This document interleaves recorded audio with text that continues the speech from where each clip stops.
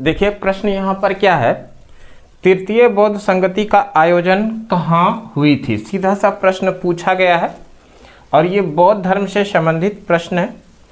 और ये जो प्रश्न है ये मान के चलिए केवल आपको क्लास 12 में ही काम नहीं करने वाला है, बल्कि क्लास 12 में तो काम करेगा ही करेगा, साथ ही साथ जब आप क्लास 12 को पास करके किसी प्रतियोगी परीक्षा की तैयारी करेंगे। प्रतियोगी परीक्षा क्या हुआ, ये भी प्रश्न है आप लोगों के लिए। प्रतियोगी परीक्षा यानी कि किसी भी सरकारी नौकरी पाने के पहले उसके भर्ती के लिए जो परीक्षा होता है उसी को प्रतियोगी परीक्षा कहेंगे। जैसे मान लीजिए दरोगा के लिए वैकेंसी निकला और उस दरोगा का आप फॉर्म भरे, तो दरोगा के फॉर्म भरने के बाद उसके लिए परीक्षा होता है, तो वो परीक्षा क्या कहलाता है, प्रतियोगी परीक्षा। इसी तरह से अलग अलग डिपार्टमेंट के भर्ती के लिए वैकेंसी निकलती है जहाँ पर कि परीक्षा ऑर्गेनाइज की जाती है, तो उस एग्ज़ाम के अंदर में भी इस तरह का प्रश्न आप लोगों को देखने के लिए मिल सकता है। तो आप कह सकते हैं कि ये जो प्रश्न है एक पंथ दो कार्य करने वाला प्रश्न है। इसके पीछे कम से कम ये मान के चलिए, ये जो प्रश्न है इसके पीछे का प्रश्न जो होगा कम से कम 15 से 20 क्वेश्चन होने वाला है। उन सभी क्वेश्चन को अभी हम लोग इस 10 मिनट के क्लास में देखने वाले हैं। आप लोग इस वीडियो के अंदर में अंत तक बने रहिएगा, प्लस 2 में भी काम आएगा और इसके बाद जब आप किसी प्रतियोगी परीक्षा की तैयारी करेंगे तो वहाँ भी आप लोगों को काम आने वाला है। ठीक है, अब प्रश्न यहाँ पर क्या पूछा है कि तृतीय बौद्ध संगति कहाँ हुई थी, सीधा सा सवाल है। इसके पहले इस प्रश्न को पढ़ने के पहले थोड़ा यहाँ से डिटेल समझ लेते हैं गौतम बुद्ध के बारे में, जो कि बराबर एग्जाम के अंदर पूछा जाता है। गौतम बुद्ध के बारे में 3-4 प्लेस जो है, स्थान बेहद ही महत्वपूर्ण है। उसके बाद इस प्रश्न को हम लोग देखेंगे। पहला प्रश्न आप लोग याद रखिएगा गौतम बुद्ध से संबंधित लुम्बिनी। ये जो लुम्बिनी है ये लुम्बिनी कपिलवस्तु और ये कपिलवस्तु कहाँ पर है, तो नेपाल में। ये क्यों महत्वपूर्ण है इनके लिए, गौतम बुद्ध के लिए? लुम्बिनी कपिलवस्तु नेपाल ये महत्वपूर्ण इसलिए है, इसी लुम्बिनी कपिलवस्तु नेपाल में गौतम बुद्ध यानी सिद्धार्थ का जन्म हुआ था 563 ईसा पूर्व। ठीक है, तो पहला प्रश्न बनेगा कि महात्मा बुद्ध यानी गौतम बुद्ध का जन्म कहाँ पर हुआ था, तो हम लोग सीधा आंसर करेंगे कपिलवस्तु, लुम्बिनी कपिलवस्तु नेपाल। यानी लुम्बिनी एक गाँव हो गया, एक छोटा कस्बा हो गया कपिलवस्तु, और नेपाल देश हो गया। यहीं पर महात्मा बुद्ध का जन्म हुआ था। और कब हुआ था, 563 ईसा पूर्व में हुआ था। ठीक है, 563 ईसा पूर्व में महात्मा बुद्ध का जन्म कपिलवस्तु लुम्बिनी नेपाल के अंदर हुआ था। ये पहला प्रश्न हो गया, तो ये स्थान हो गया लुम्बिनी, यहाँ पर महात्मा बुद्ध का जन्म हुआ था। दूसरा जो आप लोग याद रखेंगे बोध गया, दूसरा स्थान जो है ये याद रखेंगे बोध गया। और ये जो बोध गया है ये क्यों महत्वपूर्ण है महात्मा बुद्ध से संबंधित? बोध गया इसलिए महात्मा बुद्ध से संबंधित है, इसी बोध गया में निरंजना यानी फल्गु नदी के किनारे महात्मा बुद्ध को ज्ञान की प्राप्ति हुई थी।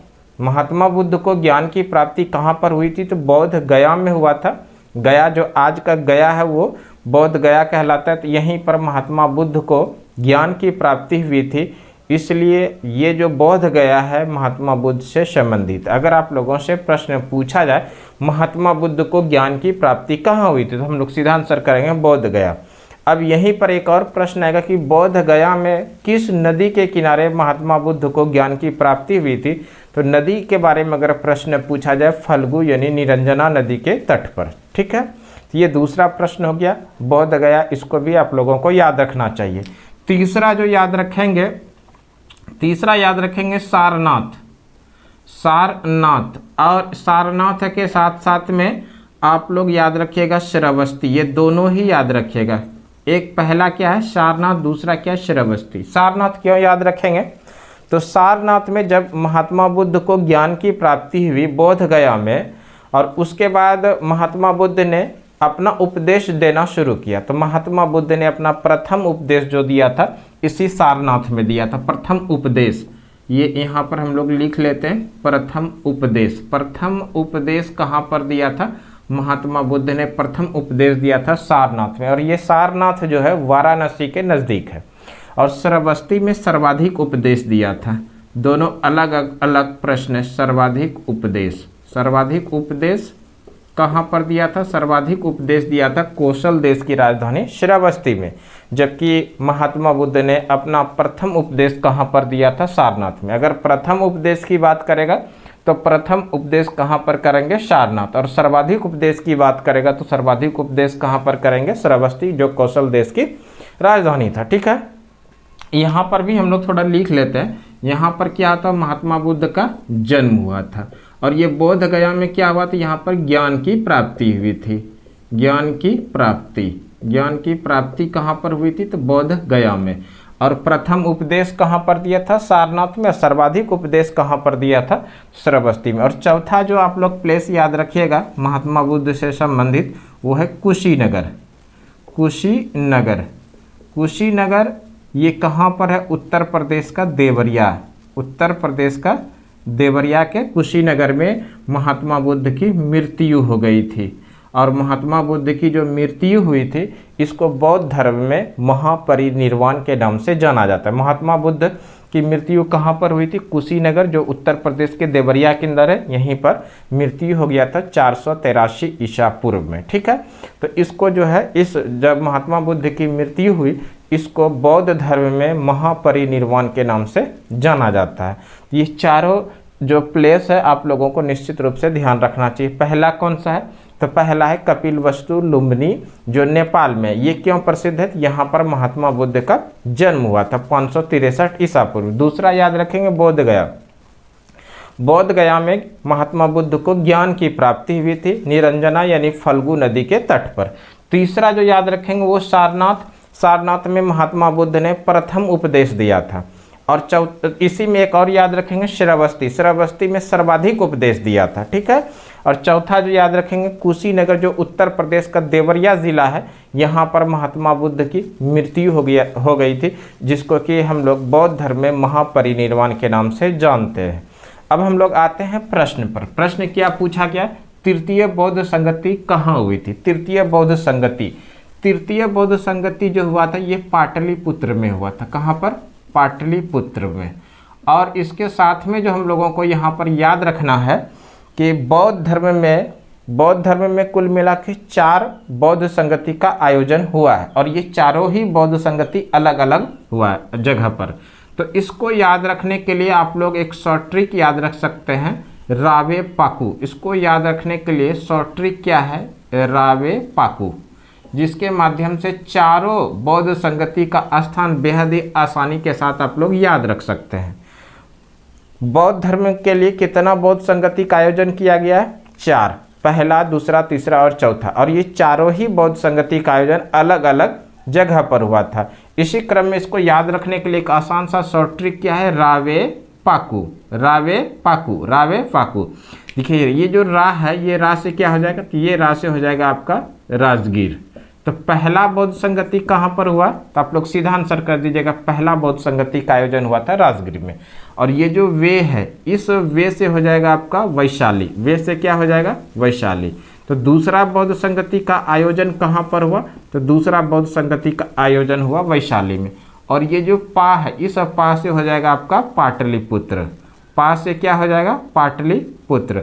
और इस पाटलिपुत्र में तीसरा बौद्ध संगति का आयोजन हुआ था। और ये जो कुकू है, इससे हो जाएगा आपका कुंडल वन। और ये कुंडल वन कहाँ पर है? ये भी याद रखिएगा, कुंडल वन ये है जम्मू कश्मीर के अंदर। यहाँ पर बौद्ध धर्म का चौथा बौद्ध संगति का आयोजन हुआ था। तो इस तरह से ये चारों ही बौद्ध संगति आप बेहद ही आसानी से याद रख सकते हैं। उसके लिए शॉर्ट ट्रिक क्या है? रावे पाकू। रा से हो जाएगा आपका राजगीर, वे से हो जाएगा आपका वैशाली, पास हो जाएगा आपका पाटलिपुत्र, कू से हो जाएगा कुंडलवन। और ये कुंडलवन कहाँ पर है? जम्मू कश्मीर में है। और एक कुंडग्राम है, ध्यान रखिएगा, कुंडग्राम। ये जो कुंडग्राम है, ये बिहार के वैशाली में। ये कुंडग्राम कहाँ पर है? वैशाली में, बिहार का। और ये जैन धर्म से संबंधित है। ये जगह किससे संबंधित है?